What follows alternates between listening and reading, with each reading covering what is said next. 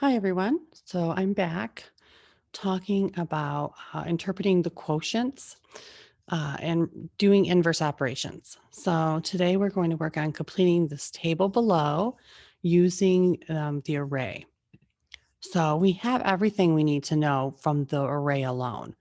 Now you just need to remember what you know about multiplication and division.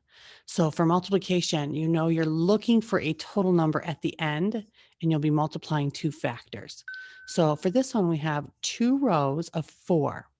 To show two rows of 4, let me grab my writing tool. I would say, okay, this is pretty easy. We have two rows of 4, and then I'm finding my total number, which would be 8. All right, now for the next one, you would say, okay, well, I found that one. But one of the tricks you can remember is you also have to think of commutative property.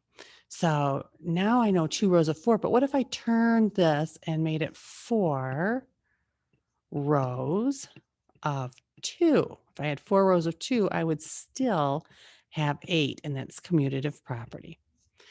Thinking of division now, thinking of everything I've taught you for division, you know that you start with the total number. So we already know the total number is 8. And so 8 would be our dividend, and that goes in the front. And now I'm dividing 8 out, let's say, by 2 rows. Or let's say I take divide it by 2 people, 2 rows. I would end up with 4 squares per row or 4 candy bars for 2 people. Down below, I start again with my total number, which is called the dividend. And I'm dividing it by, instead of 2 this time, let's divide it by 4. So 8 divided by, let's say, 4 people. Or if you skip count by 4, 4, 8, you would end up with 2. That's how you would fill in that chart right there. Okay, let's take a look at this next one I wanted to show you. For this one, you have 3 rows with 3 things per row. So for something like this, kids, oops, I went too far. Let's go back. For something like this, you are going to have the same factor for both numbers. So you have multiplication equation 1 would be 3 times 3 equals 9. Multiplication equation 2, again, it would be 3 times 3 equals 9 because you're still having 3 rows with 3 items per row. And you're skip counting by 3, 3, 6, 9. And then for division, I showed you 2 ways to do this when you fill out your work. Because I cannot make a divided sign on my keyboard. So you could have 9 divided by 3 equals 3, because remember, you start with the total number for division.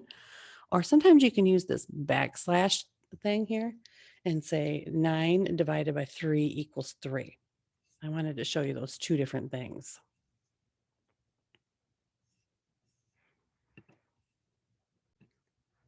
Let's take a look at what this would look like if you were doing a story problem. So this says a chef arranges 4 rows of 3 red peppers on a tray. He adds 2 more rows of 3 yellow peppers. How many peppers are there all together?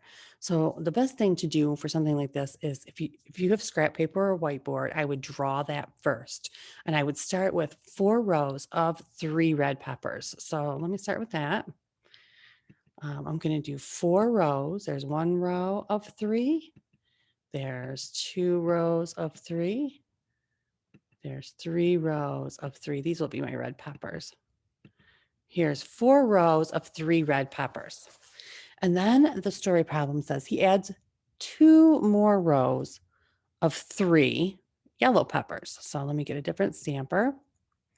So now he does 2 more rows of 3 yellow peppers. And I have a brand new array, right? We've practiced this before. So we had 4 rows of 3. Now we have 2 rows of 3.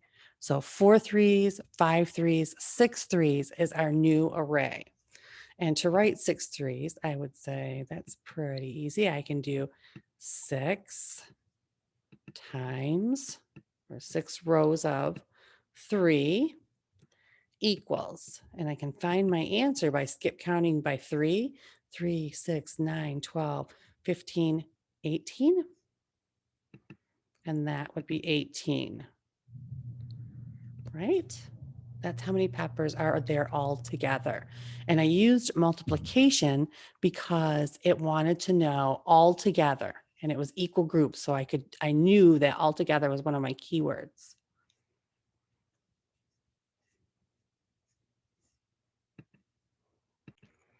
Now let's take a look at one like this.